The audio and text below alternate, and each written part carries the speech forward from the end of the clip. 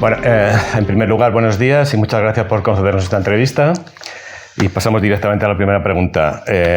Bueno, usted es vicepresidente de la Asociación de Transporte Internacional por Carretera. Explíquenos un poco qué es y qué es la diferencia de otras asociaciones patronales del transporte en el seno de la CNTC.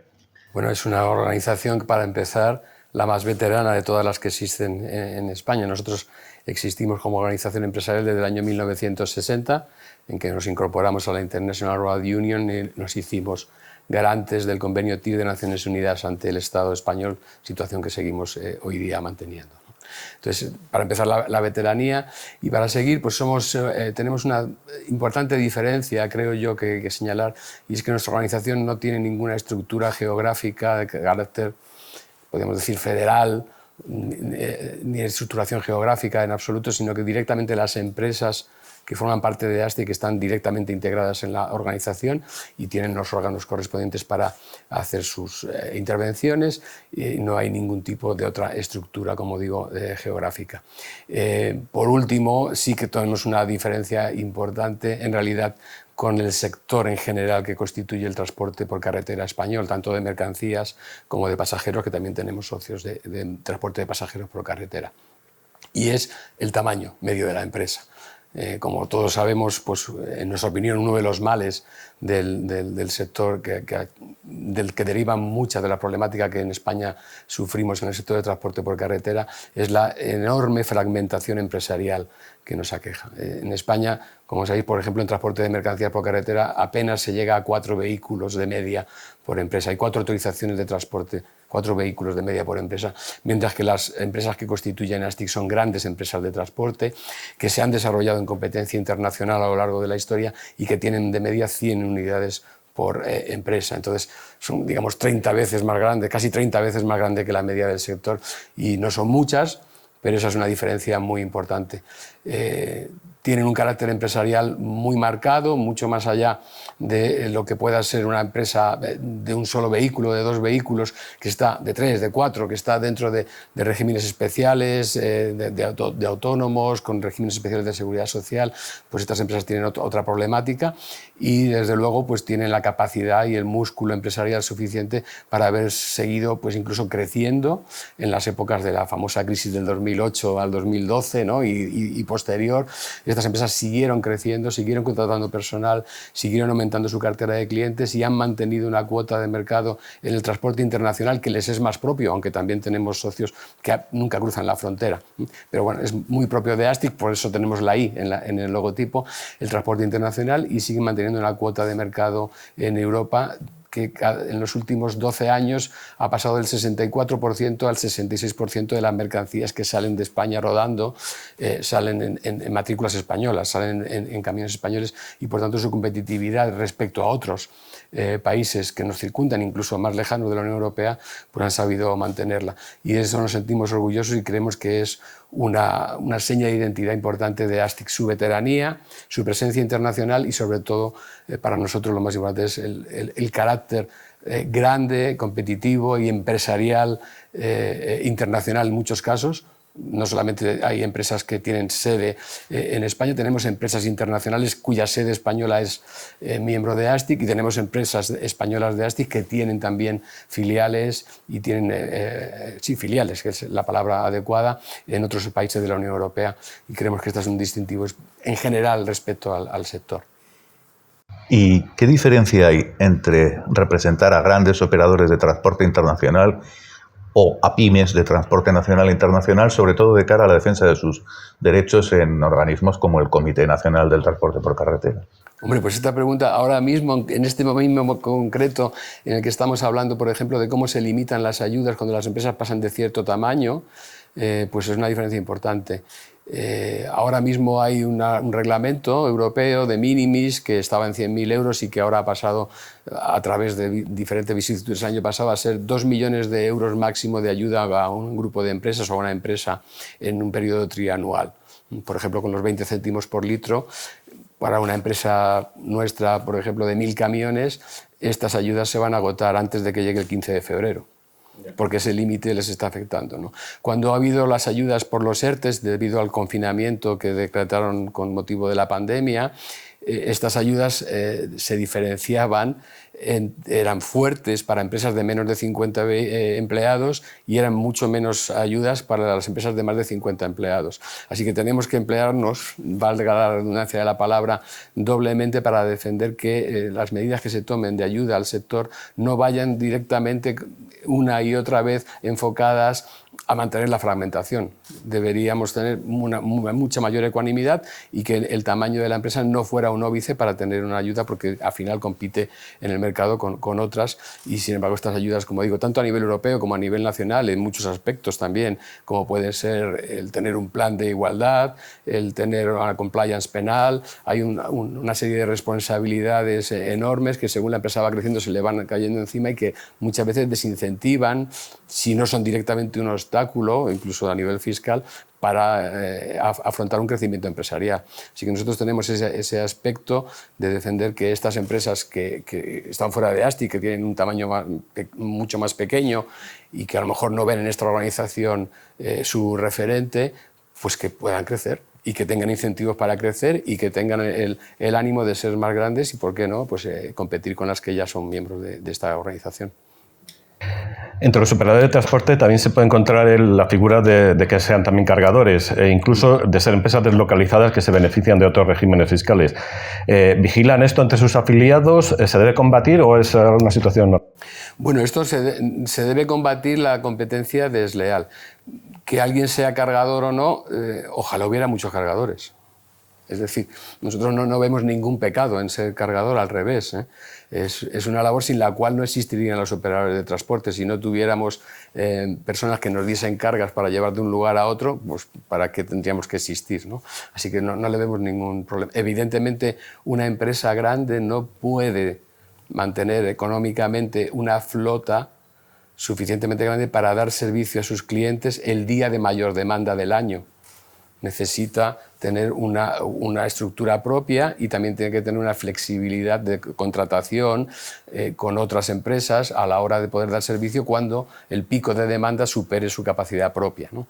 Y por tanto, en ese aspecto pues son cargadores porque están entregando cargas a otros transportistas, ¿no? Lo vemos natural y creo que es una manera de aprovechar mejor toda la estructura y todas las inversiones y el activo en vehículos y en profesionales que se tiene en marcha.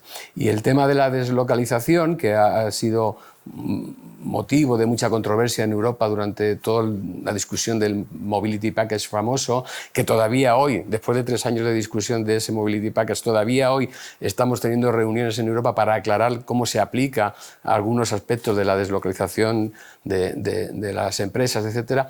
Pues todo eso se está regulando. Es verdad que la Unión Europea, cuando creció de 9 a 12, España, Grecia y Portugal se incorporaron, pues había un gran escalón entre los 9 que ya estaban y los 3 que entrábamos, pero eran 9 contra 3, se fue limando esas diferencias y la Unión Europea de aquella época, la Comunidad Europea, pudo absorber sin demasiado problema esto. Después, políticamente, se dio un paso muy grande y se llegó hasta los 28, 27 hoy día, ¿no? De repente entraron 10 nuevos y los escalones, los gradientes eran muy fuertes entre los países que entraban, que tenían que entrar, que venían del bloque, digamos, del telón de acero, y era políticamente conveniente que entrasen, pero eran muchos países, era mucha gente y con un escalón muy grande, y la Unión Europea ha tardado mucho más tiempo en asimilarlo. Un sector como el nuestro, que por su propia naturaleza es extremadamente móvil, porque para eso estamos, para movernos por todas las fronteras, pues tiene estas problemáticas de adaptación que poco a poco se han ido limando, que se han ido aproximando y que efectivamente, además con la legislación, se está intentando que no se conviertan en un arma competitiva. Nosotros en nuestras empresas ha habido todo tipo de actividad, ha habido quien ha invertido hace ya muchos años en países del este y ha establecido sus empresas allí, ha habido quien ha hecho experimentos de intentar ver cómo se podía dar el servicio a los clientes teniendo una empresa en otro país, y todo esto está funcionando y nos parece que no es en absoluto ilegal, es perfectamente legal, se están cumpliendo las normas y ahora mismo con el último paquete de la carretera en marcha, casi todas las empresas, ya sean francesas, belgas, alemanas, danesas, españolas o portuguesas, que tenían como finalidad principal de su deslocalización las ventajas fiscales o de carácter de cargas sociales que se pudieran obtener en Rumanía, en Bulgaria, en Hungría o en otros países, pues están reordenando sus estructuras y están volviendo a fundar filiales en países centroeuropeos, norteeuropeos o también en España.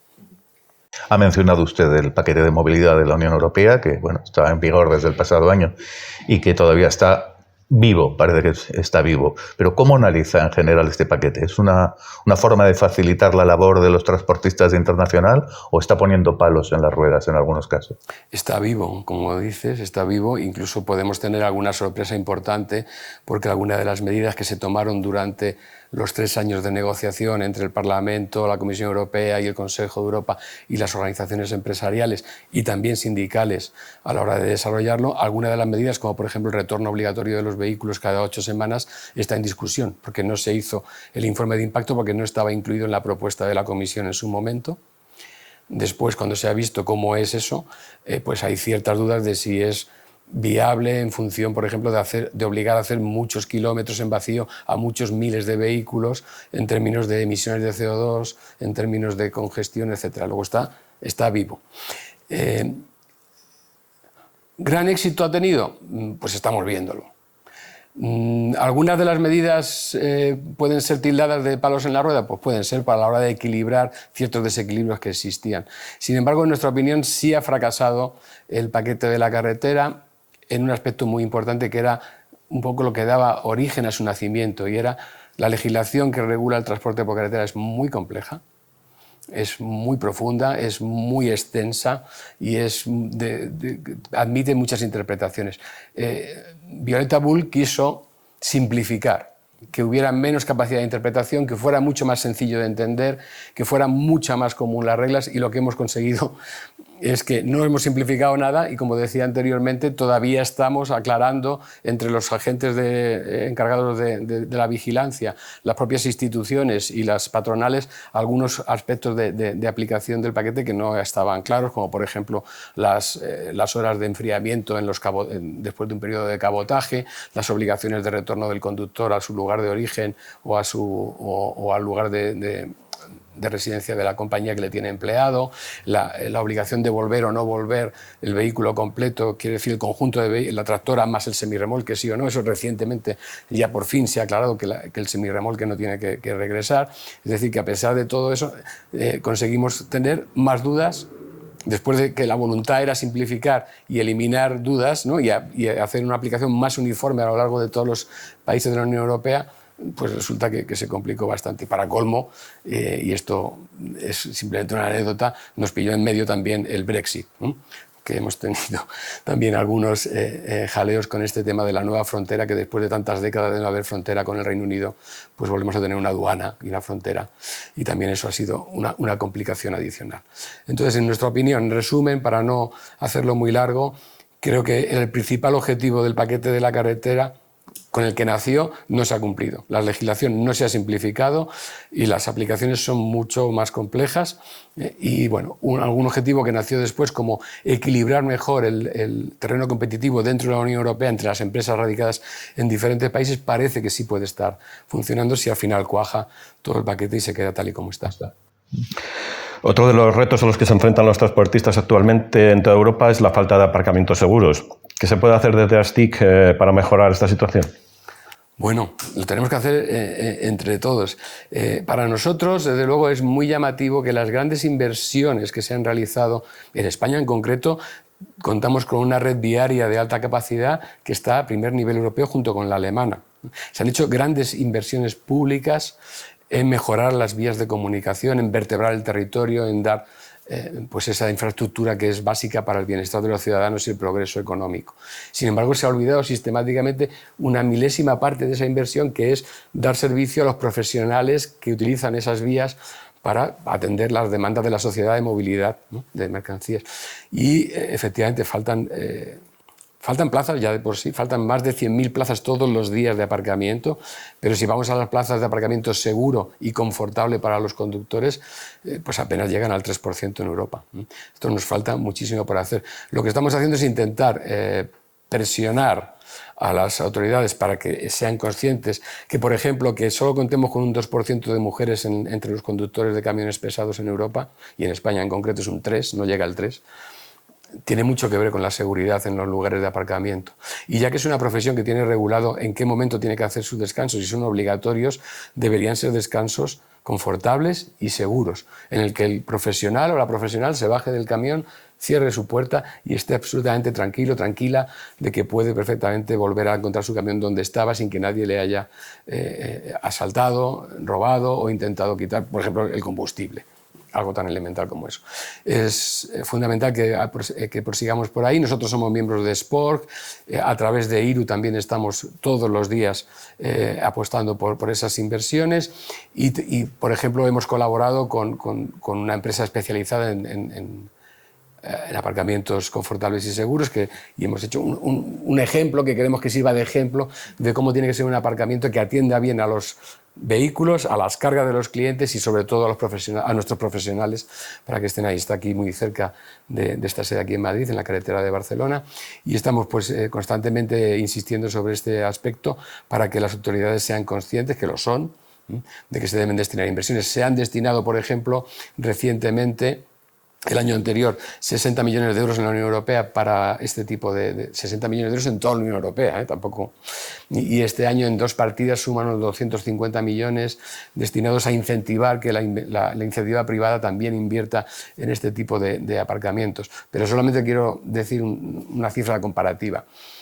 Según la propia Unión Europea, los robos de mercancías en Europa le cuestan a la industria logística y la industria derivada que pide el servicio de la logística entre 12.000 y 14.000 millones de euros de pérdidas.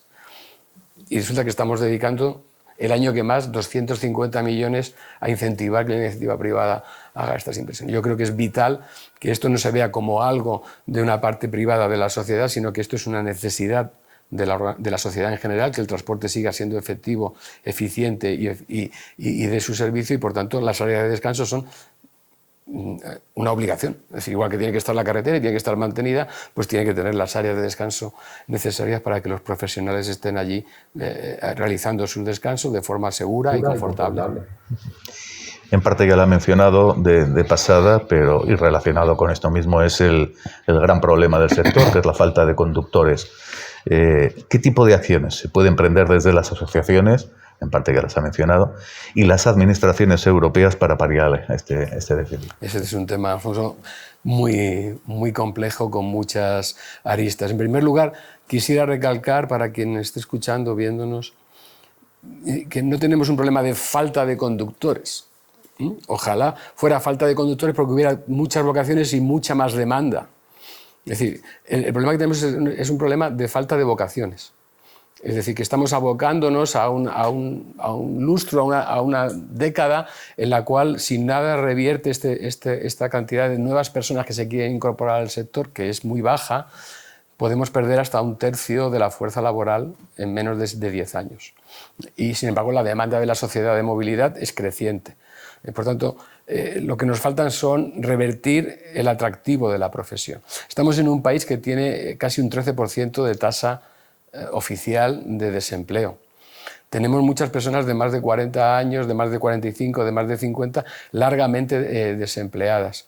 Y sin embargo no encontramos la manera de que esta gente se pueda incorporar a un sector que está demandando nuevos profesionales. No te digo ya entre los jóvenes que acaban su formación profesional y emprenden una carrera profesional, no estamos en el radar de casi ninguno de ellos y mucho menos en el radar de las mujeres, ¿no? Entonces el 50% de la población prácticamente ni se plantea que pueda ser conductor de camión y muchos jóvenes tampoco. La pregunta es, ¿qué podemos hacer desde aquí? Pues tenemos que llamar la atención, como llevamos más de una década haciendo, sobre que este problema afecta a la sociedad. Si se para el transporte de mercancías, se para la industria, se para el comercio, se para el turismo. Es un problema gravísimo que no haya profesionales, y los camiones necesita cada uno de ellos por lo menos un profesional. Que en estos momentos de los camiones pesados de España solamente 1 de cada 4 conductores tenga menos de 50 años, es una señal muy fuerte. Llevamos mucho tiempo advirtiéndolo y, desde luego, una de las cosas que se tendría que hacer y que se ha hecho ya, por ejemplo, es dignificar la profesión, haciendo que los conductores no se vean obligados a hacer algo para lo que no están preparados. Ellos están preparados para conducir eficientemente los vehículos desde el punto de origen al punto de destino, cumpliendo las normativas y cumpliendo la seguridad. Pero el cargar y descargar los camiones es algo que les obliga a hacer un trabajo extra que no es el suyo, que les provoca daños y que les provoca pues, situaciones que no son adecuadas. Por tanto, el dignificar la profesión desde ese punto de vista, ya en España se ha dado el paso, también en Portugal estamos trabajando a nivel europeo con IRU para que esto sea una recomendación de la Unión Europea a todos los estados. Esta es una normativa que la tiene que decidir cada estado en particular, no puede ser europea porque afecta a esta profesión y la parte laboral, digamos, que está fuera del alcance de la Unión Europea, pero sí puede recomendar que este tipo de prohibición de que los conductores se vean involucrados en tareas de carga y descarga se extienda. Eso, para que sea uniforme en toda Europa. Como decíamos antes también, extender que las zonas de descanso sean seguras y confortables, y estén perfectamente identificadas y sean suficientes, y se cumplan las directivas europeas de que debe haber una zona de estas cada 100 kilómetros, que estamos muy lejos de ello todavía. Y desde luego hacer atractiva la profesión en el sentido de que no solamente es atractiva para los jóvenes, en un país como el nuestro, como digo, que está a la cabeza del desempleo en Europa, tenemos que hacer cosas. Algunos de nuestros afiliados ya hemos hecho ejemplos en el último año de colaborar con organizaciones no gubernamentales como Cáritas, por ejemplo, para identificar personas que estén en riesgo de exclusión, casi todas ellas eran mayores. Les hemos dado la formación, les hemos convertido en conductores y están trabajando. Este piloto, que ha tardado un año, nos ha dado buen resultado, nos da ánimos. Estamos aquí en COE, por ejemplo, del que somos miembros, que antes no lo he dicho, somos miembros activos de la Junta Directiva de COE también, y estamos trabajando con COE para ver de qué manera podemos extender esta iniciativa, igual que se hizo con el acuerdo con las Fuerzas Armadas para incorporar profesionales de las Fuerzas Armadas que abandonan, porque les toca abandonar con 45 años la profesión de militar, que se incorporen al sector logístico. Esto lo empezamos hace 6 años con ASTIC, ahora está en COE, el programa se llama Es tu Fuerza, y se está, no solamente para el transporte, para todos los sectores en general que estamos presentes aquí en esta confederación, pues extraer, digamos, estas personas que vienen formadas de las Fuerzas Armadas para que se incorporen al mundo profesional de las diferentes áreas, en particular también el de la logística y el transporte. Así que tenemos mucho trabajo que hacer, es urgente ya. Lamentablemente esto se ha dejado pasar demasiado tiempo. Recuerdo que hay un informe del 2009 del Parlamento Europeo hablando sobre este problema, y si el 2009 el Parlamento Europeo sacó un informe sobre este problema, quiere decir que ya estaba puesto sobre la mesa muchos años antes, porque eso no se hace rápido. Luego vino la crisis, la demanda ya cayó y ya pues, parece que no era tan grave la falta de conductores, pero ahora estamos en una problemática gravísima. El International Road Union, la IRU, ha hecho una encuesta recientemente y faltan más de 400.000, o sea, hay 400.000 puestos de conductor en Europa que no están siendo cubiertos. Y como digo, no solamente estamos pensando en los jóvenes, es que cualquier persona que quiera desarrollar una labor profesional como conductor, pues es bienvenido si tiene el entrenamiento adecuado, y efectivamente también ahí hay que hacer algo por parte de las administraciones, porque hay una barrera económica de entrada, que es que obtener la cualificación profesional para ser conductor de camión pesado no es barato precisamente, te lleva 4, 5, 6.000 euros como mínimo y un año de tu vida. Quiero decir que hay que tener una verdadera vocación y incentivo, pero si encima hay que poner dinero por delante, empieza a ser problemático el empezar. Así que ahí tenemos trabajo que hacer. Volviendo a nuestras fronteras, hablemos un poco del Comité Nacional. ¿Cómo podría mejorarse su función y representatividad? Bueno, la representatividad yo creo que no está en discusión. Siempre que hay unas reglas de representatividad, ya sea para ser diputado en Cortes o senador, pues siempre se puede discutir si habría otra manera mejor. Creo que el Comité Nacional, ya en sus largos años de historia, en sus renovaciones cuatrienales que hemos tenido, pues tiene un sistema de representatividad que está bastante equilibrado entre el número de empresas y el número de autorizaciones, porque ambas cosas las tiene en cuenta. Quien quiere presentarse presenta sus avales, el Estado está todo está todo recogido en una reglamentación, el gobierno hace sus comprobaciones oportunas y otorga las representatividades. Quien esté fuera pues es o por propia voluntad, porque no ha querido presentarse, o porque no ha conseguido los requisitos necesarios que la ley marca. Por ejemplo, una cierta implantación nacional. No basta con ser solamente importante en una provincia para estar en el Comité Nacional de Transporte por Carretera, pues se necesita tener cierta implantación nacional, ¿no? Y hay que tener unos mínimos de representatividad en cuanto a miembros que conforman esa patronal en concreto que se quiere presentar. Quiero decir, yo creo que es legalmente y legítimamente el representante de las empresas de transporte por carretera en España, tanto en su sección de mercancías como en la sección de pasajeros. Por tanto, creo que mejorarlo es más cuestión nuestra. Quizá que haya 15, 16, 17 miembros diferentes en un comité nacional es una señal de que estamos demasiado fragmentados. Países como los más cercanos a nosotros, Portugal o Francia, apenas tienen una o dos, una organización muy potente y alguna más muy especializada, pequeña, pero no están tan fragmentadas las patronales que les defienden. En este sentido, creo que el Comité Nacional sí podría tener algo más de capacidad propia.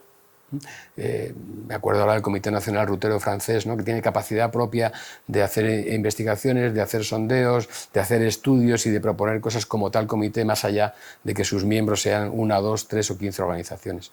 Yo creo que este es un problema, pero que no es del Comité Nacional, es un problema del sector. Estamos también fragmentados a nivel organizativo en cuanto a patronales y por tanto eso pues conlleva ciertas dificultades siempre a la hora de tomar posiciones comunes como Comité Nacional, pero es el órgano que realmente es el interlocutor real con la Administración, a través del Ministerio de Transporte fundamentalmente, pero no solo, y es el que representa los intereses del sector a nivel, digamos, profesional y empresarial.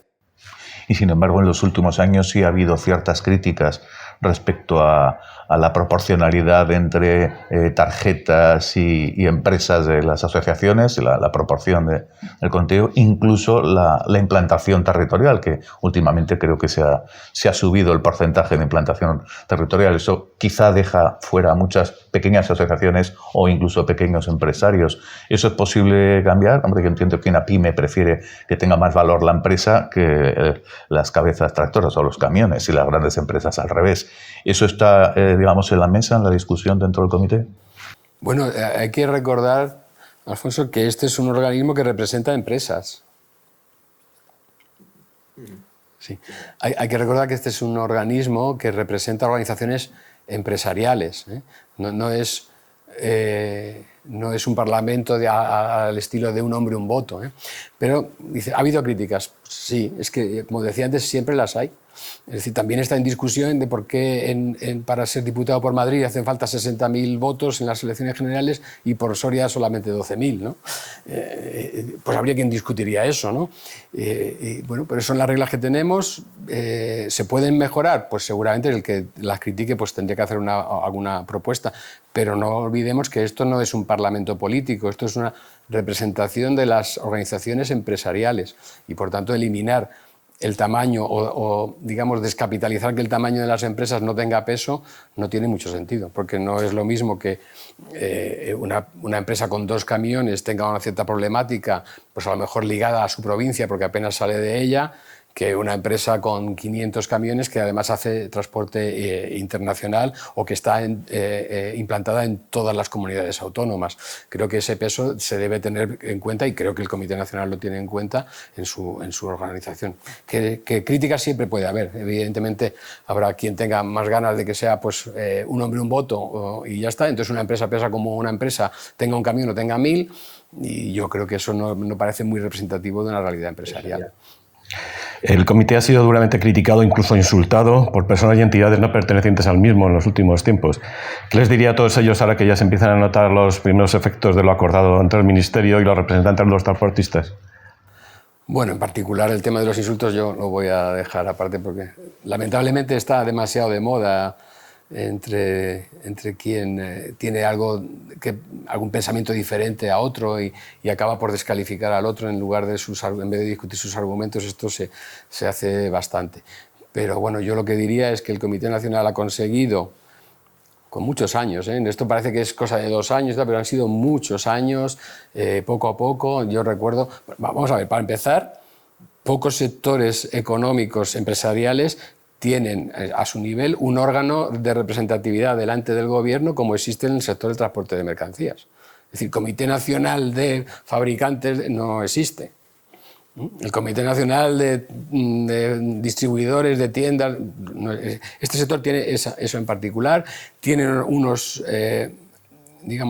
lugares donde dirimir diferencias con sus clientes muy específicos que otros sectores no tienen, que son las juntas arbitrales. Tiene normas específicas que otros sectores no tienen, como por ejemplo el poder hacer la acción directa cuando no has cobrado como transportista efectivo. No voy a hacer el resumen ahora de todas las normativas que se han ido aprobando últimamente, ¿no? a lo largo de los años, pero creo que lo importante es, negociando y sentándose a la mesa y teniendo las ideas claras y con una administración que tiene ganas de escuchar a todas las partes, no solamente a nosotros, lógicamente, y tiene que equilibrar, ¿no? La administración no puede hacer caso solamente a lo que le digamos desde el Comité Nacional, tiene que equilibrar con otras con otros grupos de presión, etcétera, y entidades que tienen también sus legítimos intereses, pero se consigue eso mucho más que no haciendo daño a la economía española a través de paros o de descalificaciones en general genéricas que pueden galvanizar cierto descontento que en general hay, porque estamos en mala situación económica, hemos atravesado situaciones muy negativas en los últimos 2 o 3 años, ¿no? A nivel general, quiero decir, de la economía, y ese descontento se puede galvanizar fácilmente pues levantando la voz, ¿no? Y haciendo o recurriendo al insulto. Pero creo que el Comité Nacional sí que ha demostrado que es capaz de negociar, y la Administración también con él, y dar pasos significativos en leyes que han sido ya aprobadas en el Parlamento y que están en vigor, como por ejemplo la que mencionaba al principio de esta entrevista, la prohibición de la carga y la descarga por parte de los conductores profesionales, ¿no? Precisamente por medio del Comité Nacional del Transporte por Carretera, las negociaciones con el Ministerio de Transporte y otros han tenido importantes frutos el año pasado y el anterior.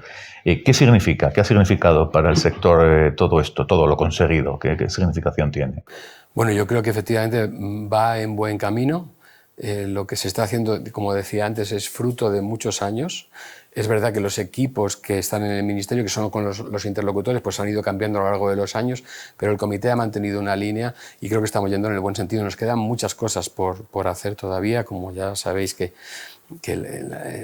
los puntos en los que todavía tenemos que avanzar o tenemos que llegar a ciertos acuerdos pues son importantes, pero se han conseguido avances que son dignos de mención y significativos, ¿no?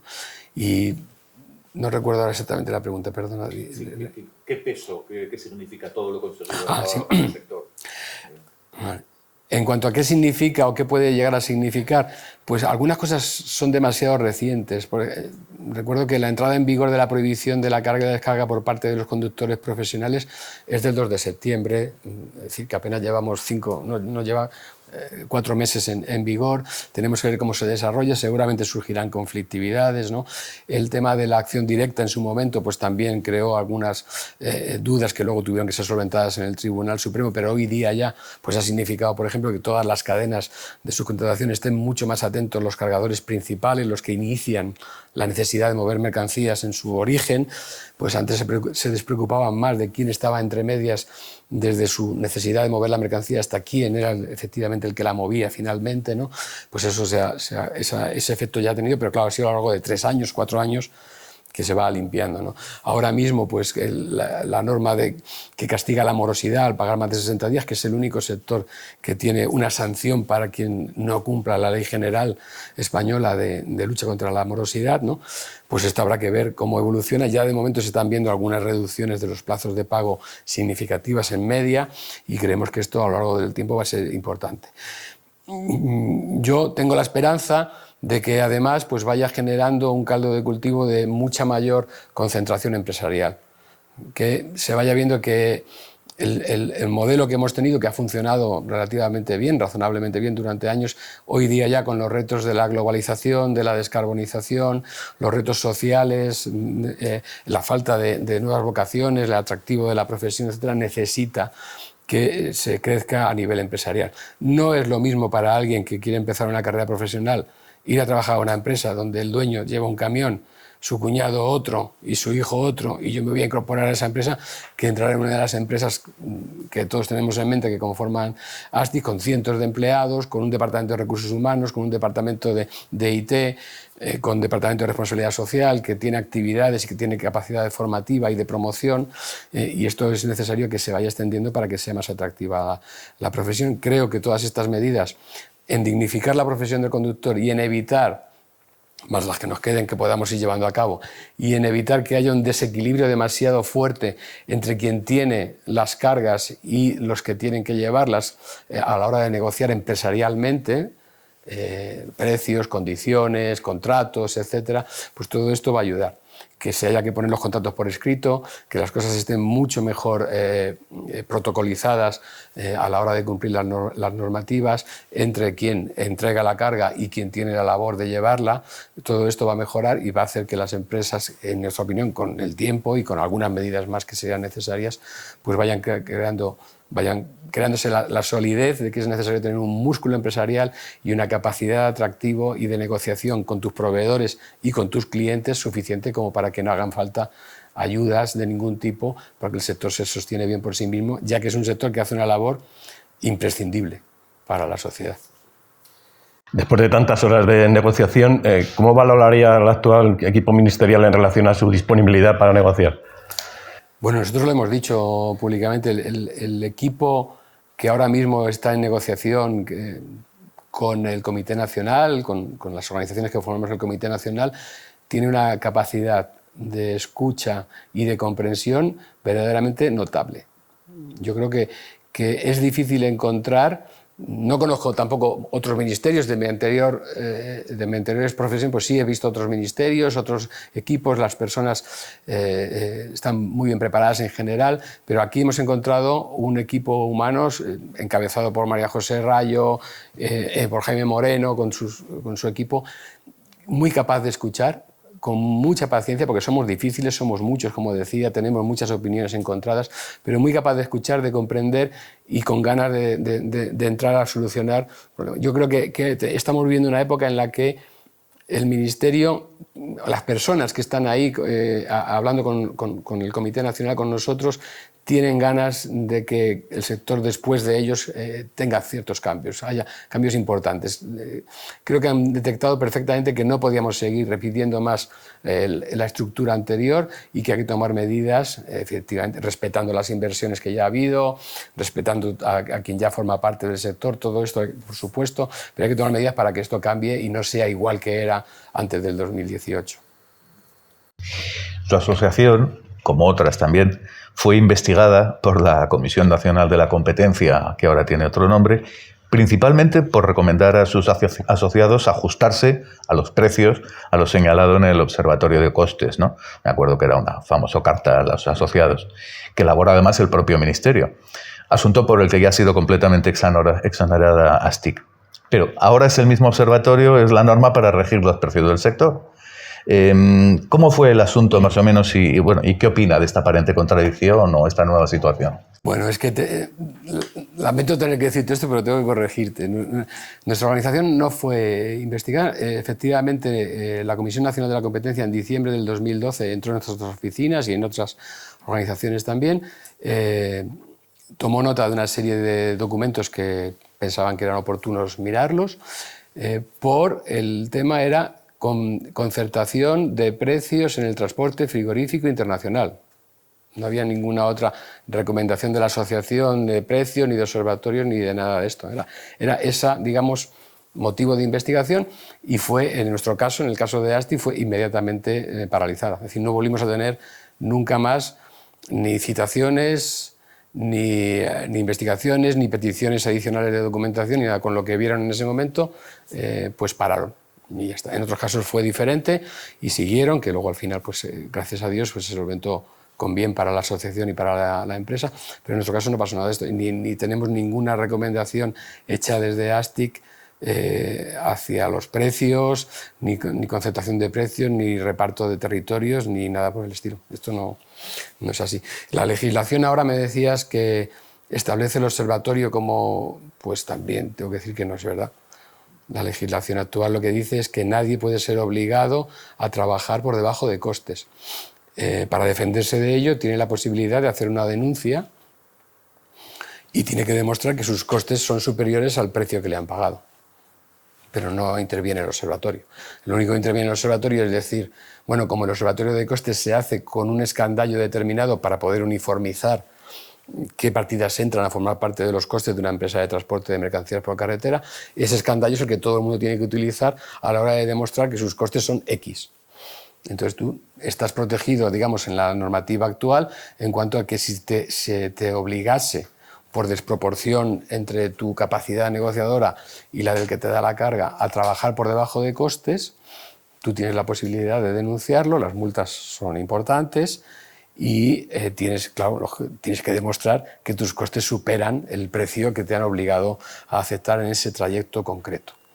Eso es lo que la legislación dice, que la legislación en ningún momento ha determinado que el valor medio que el observatorio de costes da en costes kilométricos de una cierta configuración de vehículo, que por cierto, por ejemplo, los de gas natural no están todavía, nadie dice que ese sea el escandallo, porque además es absurdo, es un valor medio y por definición una media tiene la mitad de las veces por encima y la mitad de las veces por debajo. Por tanto, estaríamos diciendo que la mitad de los viajes de cierta configuración de vehículos en España están incumpliendo la ley, si eso que se ha extendido por ahí fuera verdad. En realidad la legislación lo que dice es, usted está protegido, denuncie si alguien le está obligando a trabajar en este trayecto concreto que está haciendo por debajo de sus costes. Otra cosa es que alguien voluntariamente lo quiera hacer, porque le pueda convenir volver a su lugar de origen rápidamente para dar servicio a su cliente y entonces no me importa el trayecto de ida hacia mi origen y quiero ir al precio que esté en el mercado y no tengo problema. Pero si tú estás obligado, si alguien te está obligando por tu incapacidad negociadora, porque eres demasiado pequeño o te encuentras en inferioridad de condiciones a trabajar por debajo de costes, tienes la posibilidad de denunciarlo y veremos a ver las denuncias que hay, veremos en qué se sustentan y cuántas sanciones hay. Para ir acabando este bloque, vamos a jugar un poco con la bola de cristal. ¿Cuáles son las perspectivas para el sector del transporte internacional por carretera en los próximos ejercicios y cuáles son los retos a los que debería enfrentarse? Bueno, estamos empezando el 2023, así que vamos a hablar de este año y de los futuros. Nosotros en el transporte internacional, bueno, el transporte de mercancías por carretera está directamente ligado, y eso cualquiera que coja las estadísticas lo ve, va perfectamente correlacionado con el PIB. Si el PIB crece un 5,4%, pues nuestra actividad crece un 6 o un 4, pero por ahí, y cuando baja. Ahora estamos enfrentando momentos de bajada de la actividad económica y una de las ventajas, digamos, que siempre ha tenido el transportista internacional respecto al doméstico es que se den a la vez bajadas de PIB en todos los países en los que opera es muy difícil. Por tanto, sus oscilaciones siempre han estado en el transporte de mercancías internacional más equilibradas, menos pronunciadas que el que es transporte doméstico y está ligado directamente al consumo interno español o al PIB español, ¿no? Entonces, en este sentido, lo que pasa es que estamos afrontando un año de 2023 en el que todos los países, todos que son principales clientes de los exportadores españoles, sobre todo pues, centro y norte europeos, Francia, Alemania, Benelux, Italia, todos estos países están dando señales de trimestres negativos, de crecimiento negativo. Por tanto, no son buenos momentos para el transporte de mercancías porque va a haber una disminución de la demanda si esto sigue así. Tanto el consumo privado alemán ya se ha contraído bastante porque los alemanes, por ejemplo, que es uno de los principales países de destino de nuestras mercancías, y los franceses están preocupados por su disponibilidad económica, las familias, y también las industrias, a la hora de comprar la energía que necesitan para calentarse, para cocinar o para mantener la acería viva, ¿no? Por un alto horno, puedo decir. Y todo esto está haciendo que ahorren para hacer frente a unos previsibles gastos energéticos que no tienen la previsión de que vayan a bajar, aunque momentáneamente parece que estamos viviendo una época en la que no acaban de subir, también la climatología ayuda. Y están ahorrando, y entonces hay menos consumo, hay menos demanda y estamos enfrentando pues, seguramente una actividad de transporte ligada a una menor actividad y a un menor consumo privado, pues que tendrá digamos, el reverso de lo que hemos vivido en el 2020 y 2021, sobre todo el 2021, con una demanda de transporte de mercancías muy superior. Todos los problemas logísticos a nivel global que tienen que ver con el transporte marítimo fundamentalmente, ¿no?, de las cadenas de suministro, han trastabillado mucho, se han desequilibrado muchas cadenas, pero el transporte de mercancías por carretera tiene la ventaja de su enorme flexibilidad. Entonces esto lo hemos aguantado bastante bien. Lo que tenemos más dificultad para aguantar es cuando no hay demanda.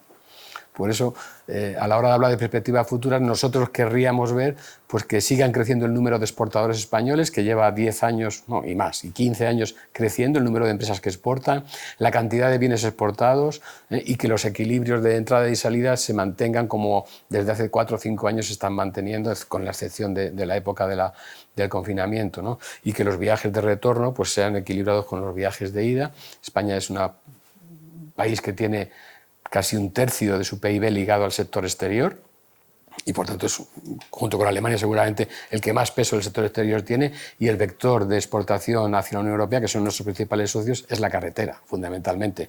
2/3 de las mercancías que exportamos a la Unión Europea, bueno, casi 3/4 partes van por carretera y lo llevan nuestros camiones. Entonces, depende cómo vaya el PIB, si se cumplen las previsiones de los organismos internacionales de que el traspiés de la economía europea va a ser un trimestre, 2, a lo sumo 3, pues luego empezaríamos a crecer otra vez, y creo que las empresas de ASTI, que son grandes, que tienen músculo financiero, empresarial y capacidad de conseguir financiación en el mercado, tanto de la banca, en varios ejemplos, ¿no?, pues estos podremos llegar al tercer, al cuarto trimestre de este año 2023 y recuperar la actividad. Pero lo que estamos viendo últimamente es que los errores de previsión de los organismos que en teoría nunca se equivocaban son muy grandes. Las correcciones de todos los datos son continuas, como cualquiera que se asome a la prensa económica puede ver, y la única cosa que tienen en común es que todas son a la baja. Entonces esto nos preocupa. Es decir, cuando ibas a crecer un 4, luego te dicen un 3, luego te dicen un 2, el que dijo un 5 ahora dice un 4, luego dice un... Es decir, todas son muy discrepantes, son muy variables en el tiempo, pero además son a la baja. Y en nuestro caso particular del transporte por carretera, un factor muy importante de ese escandallo de costes que decía antes es el combustible, es la energía que necesitamos para mover los vehículos que llevan las mercancías, ¿no? Y esto está también muy volátil.